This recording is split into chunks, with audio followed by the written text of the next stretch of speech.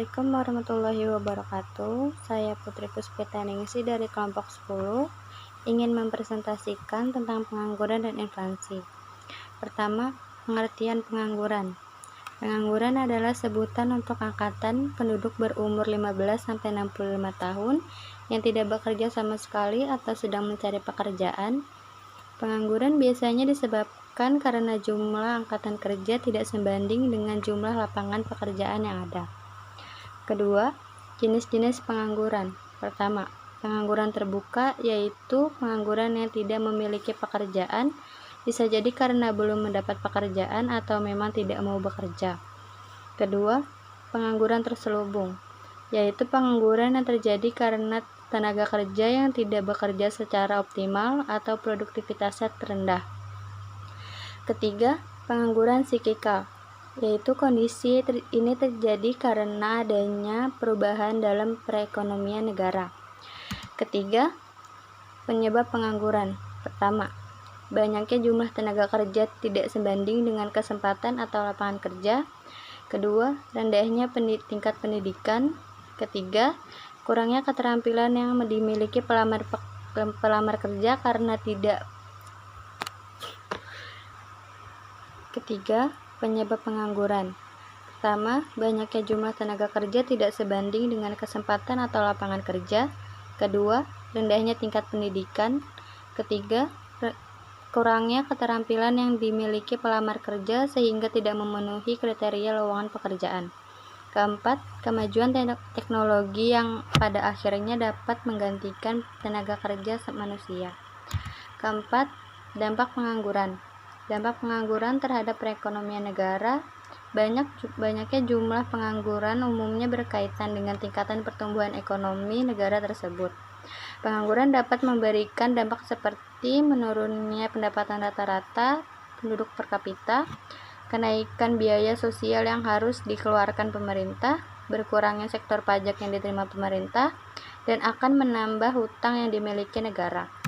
Kelima, upaya mengatasi pengangguran. Pertama, memperluas lapangan kerja dengan cara meningkatkan ekspor, mendorong ekspor, menyediakan sarana prasarana SIK, memperluas produksi, menggiatkan program padat karya. Kedua, mengurangi urbanisasi agar penyebaran tenaga kerja seimbang dan mengurangi pengangguran di kota besar. Ketiga, perbanyak penyelenggaraan job fair dan magang melalui kerjasama dengan perusahaan dan kampus agar informasi tentang lowongan kerja dapat tersebar luas. Selanjutnya akan dipresentasikan oleh Oki. Keuangan dan investasi, yaitu tahap yang berada dalam keutamaan di dalam diri manusia, atau kata yang disebut dengan inflasi. Dalam kawasan keuangan, yaitu kawasan yang bukan hanya orang-orang yang bekerja saja, namun di dalam kehidupan kita juga berhubungan dengan kata inflasi. Dan bagaimana dampak untuk masyarakat, untuk kita, dari inflasi tersebut. Jenis-jenis inflasi. Inflasi sendiri dibagi menjadi 4 macam, yaitu 1. Inflasi ringan. Angka 10% di kurun waktu selama setahun, harga barang-barang tersebut meningkat masih di bawah angka tersebut. 2. Inflasi sedang. Dalam waktu setahun meningkat berada pada jumlah 10% sampai 30%.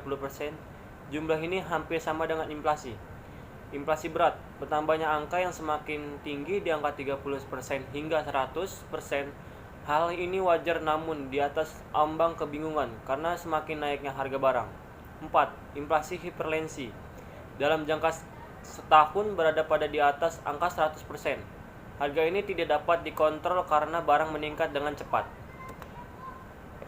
Faktor penyebab inflasi. Demandful inflation. Menyediakan barang pada saat itu juga, atau dengan waktu yang singkat jika dibandingkan dengan permintaan pada barang dan jasa lebih meningkat. Meningkatnya harga barang dan makanan kebutuhan keseharian yang sangat meningkat dalam waktu yang tepat. 2. Cost push inflation. Produksi barang dan jasa diperlakukan bahan mentah, namun bahan-bahan ini mengalami kenaikan harga. Menaiknya harga dengan mengalami penyelesaian barang dan jasa. Dampak inflasi. Inflasi juga dapat mengendalikan suatu laju perekonomian yang menjadi sebab tidak terjaganya harga. Selain itu, perekonomian dapat menumbuhkan secara berkelanjutan.